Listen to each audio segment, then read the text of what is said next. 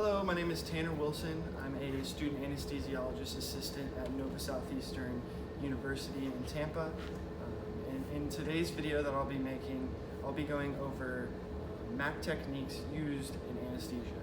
So a couple of objectives that we'll go over, basically cover to hopefully by the end of this video you'll understand what a MAC is, how it's used, and when it's used basically. So we'll define MAC and its key points. We'll go over some relevant terminology that encompasses different types of sedation. We'll go over how it's done and, like I said, the specific cases that it's used for.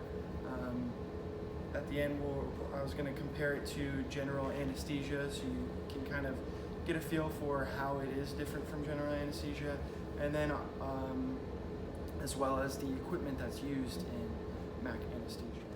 So to start off, we're going to define a MAC. What is MAC anesthesia?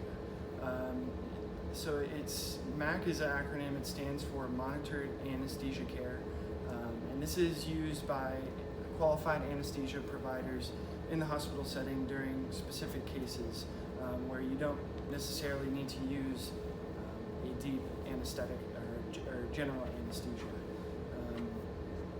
And how I kind of wanted to start this video was defining some key terminology so that it's easier to understand what monitored anesthesia care is. So to better understand and define what a monitored anesthesia care anesthesia is, we're going to go through the classifications of different types of sedation. So to start off, minimal sedation is a drug-induced state where the patient responds to verbal commands. The patient isn't too deep or too sleepy to where they can't respond to a verbal stimulus. Moderate sedation is a conscious sedation, which is going to be where our MAC anesthesia falls into. It's going to be a drug-induced sedation where patients can respond purposefully to verbal commands alone or in combination with light tactile stimulation, so say touching or a jaw thrust. Deep sedation is going to be a drug-induced conscious depression where the patient is unarousable even to painful stimulus. So this is going to be your general anesthesia, where spontaneous ventilation and airway management by the patient themselves could be impaired, and that's why you would introduce a breathing apparatus such as a endotracheal tube or a supraglottic airway.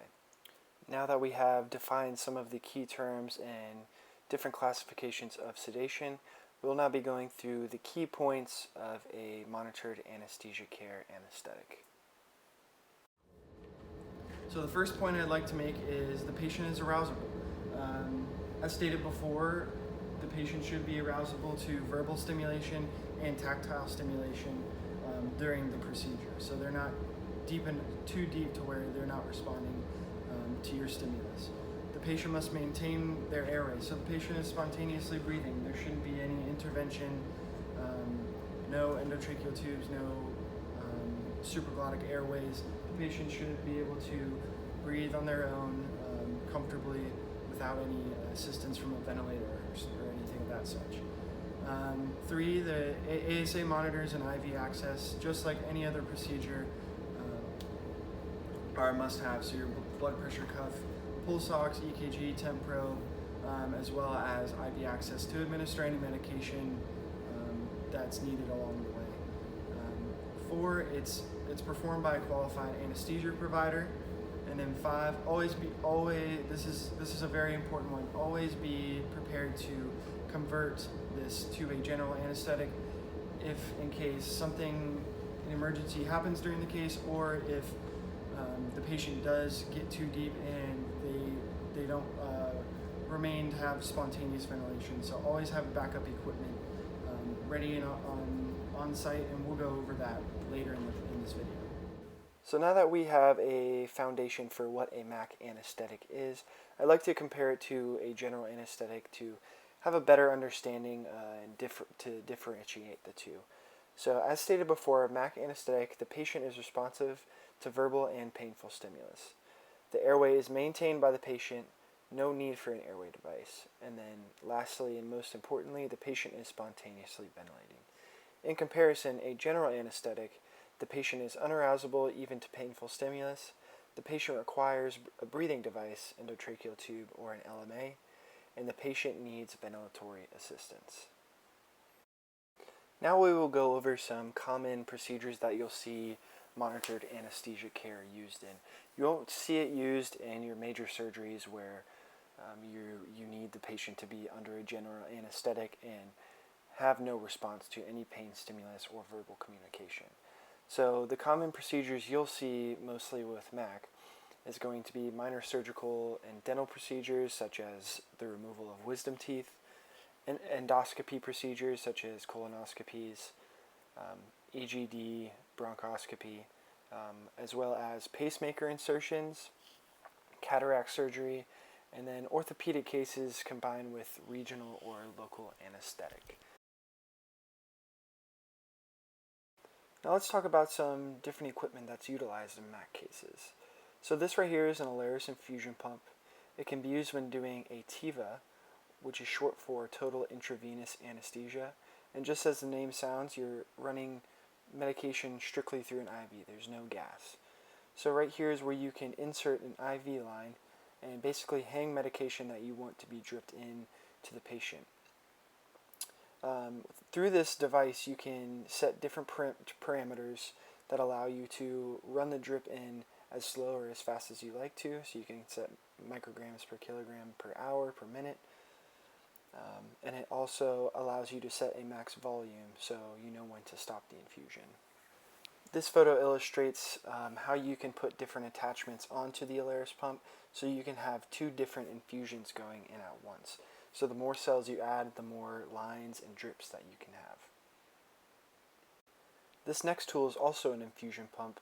As opposed to the other one, you insert an actual syringe filled with your desired medication into the space on top, and instead of an actual IV line, you have the syringe inside of there, and just as the Alaris pump, you can set your parameters as well. Using the numbers on the side, you can set your desired amount of medication to go in and how fast you want it to go in.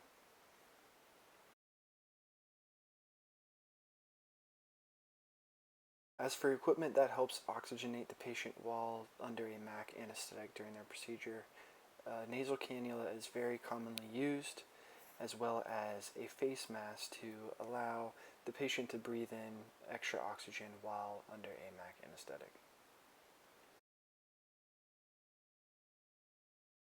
As I stated earlier in this video, having backup airway equipment is a must-have during these procedures. In case of an emergency where the patient stops ventilating for themselves, an ambu bag should always be on hand, and this is for any procedure in case you need to ventilate for the patient, as well as an endotracheal tube along with your standard Miller blade and Mac blade, just in case the patient loses their ability to maintain their airway and you have to intubate. Here I've attached a table of a couple different medications that may be used during a MAC anesthetic. It goes over the drug names, drug classes, induction bolus dose, maintenance infusion dose, and the maintenance intermittent bolus.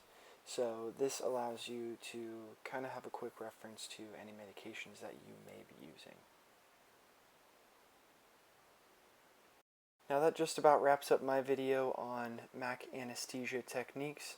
I hope you learned something or at least took away a little bit from this video. I truly believe that MAC anesthesia is kind of the art of anesthesia. It's a balancing act between sedating your patient enough for a procedure but not too much, and at the same time keeping them hemodynamically stable and safe. So thank you again for watching this video, and I hope you learned something.